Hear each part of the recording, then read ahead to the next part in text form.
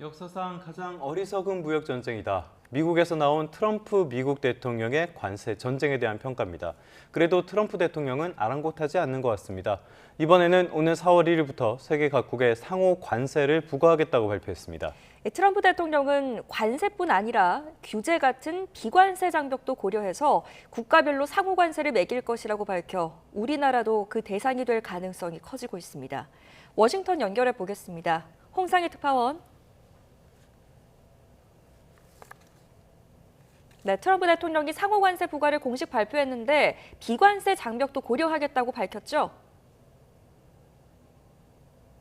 네, 그렇습니다. 트럼프 대통령이 예고한 대로 2시간 전쯤에 백악관 집무실에서 기자회견을 열고 상호관세 부과를 공식 발표했습니다. 이 트럼프 대통령은 상호관세 부과 대통령 각서에 서명을 하면서 공정성을 위해 상호관세를 부과하기로 결정했다, 이렇게 말했습니다. 또 상호관세를 부과할 때 관세뿐 아니라 비관세 장벽 등 미국의 무역 적자를 키우는 모든 요인을 고려해서 맞춤형으로 부과할 계획이라고 밝혔습니다. 기자회견에 배석한 하워드 러트닝 사무장관 지명자는 상호 관세에 대한 미국 행정부 차원의 조사를 4월 1일까지 마무리할 거라고 말해서 이 상호 관세 부과는 4월 1일 이후가 될 것으로 보입니다. 러트닉 지명자는 또 미국이 각 국가별로 1대1로 상호 관세를 다룰 것이라며 국가별로 협상을 통해 차등화된 관세율을 적용할 것임을 내비쳤습니다. 트럼프 대통령은 상호관세 시스템이 무역관계에서 공정성을 회복하게 만들 것이라면서 상호관세에서 면제나 예외를 기대해서는 안 될 것이라고 말했습니다. 트럼프 대통령의 말을 들어보시겠습니다.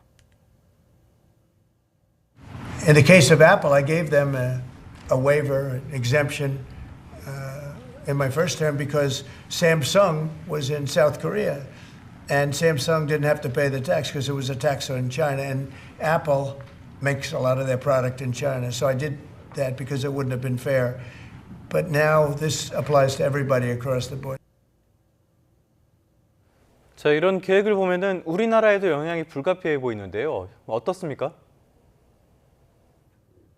네, 그렇습니다. 트럼프 대통령이 관세는 물론 비관세 장벽을 고려해서 상호 관세를 부과하겠다고 했기 때문에 우리나라에도 이번 상호 관세 여파를 피해가기는 어려울 것으로 보입니다. 상호 관세 자체는 각국이 미국 상품에 적용하는 관세율만큼 미국도 상대국 상품에 관세를 부과하는 것을 의미합니다. 한미 FTA로 우리나라와 미국은 거의 대부분의 수입품에 대해 상호 무관세를 적용하고 있습니다. 하지만 트럼프 대통령이 면제나 예외를 기대할 수 없고 비관세 장벽까지 고려하겠다고 했기 때문에 우리나라에도 향후 상호 관세를 부과할 가능성이 커 보입니다. 트럼프 대통령은 또 상호 관세와는 별개로 우리나라 대미 수출 1위죠. 이 자동차 관세도 곧 따로 발표할 것이라고 말했습니다. 대미 수출 2위인 반도체에 대해서도 반도체법 보조금 재협상을 추진하겠다고 밝혀서 우리 경제에 상당한 타격이 예상됩니다. 우리나라는 중국과 멕시코, 베트남, 아일랜드 등에 이어서 미국의 8번째 무역 적자국입니다. 지난해 우리나라의 대미 수출은 1,278억 달러, 무역 수지 흑자 규모는 557억 달러, 우리 돈으로 80조 원으로 모두 사상 최대를 기록했습니다. 네, 중국에 대한 추가 관세에 또 철강과 알루미늄 25% 관세 부과에 이어서 이렇게 트럼프 대통령이 관세 전쟁에 나서는 이유가 뭡니까? 네, 트럼프 대통령은 대선 과정부터 관세는 세상에서 가장 아름다운 단어라면서 관세 전쟁을 예고해 왔습니다. 원인은 미국의 무역 적자 그리고 트럼프 대통령이 공약한 미국 우선주의에 있다고 볼 수 있겠습니다. 지난해 미국의 무역 적자는 9,184억 달러, 우리 돈으로 1,338조 원으로 1년 전보다 7%나 늘어난 역대 최대 규모를 기록했습니다. 무역 적자를 줄이고 이 추가 관세로 생기는 재원으로 자신의 공약이었던 소득세와 법인세 감세에 따른 세수 부족에 대비하겠다는 겁니다. 미국의 이익을 최우선으로 하겠다는 트럼프 대통령의 미국 우선주의도 이번 관세 전쟁의 배경으로 볼 수 있는데요. 1기 집권 당시에도 중국산 제품에 최대 25%의 관세를 부과하고 이번과 마찬가지로 철강과 알루미늄의 관세를 매기기도 했는데 그 당시에는 중국의 보복 관세로 대중 무역 적자를 해결하지 못했었습니다.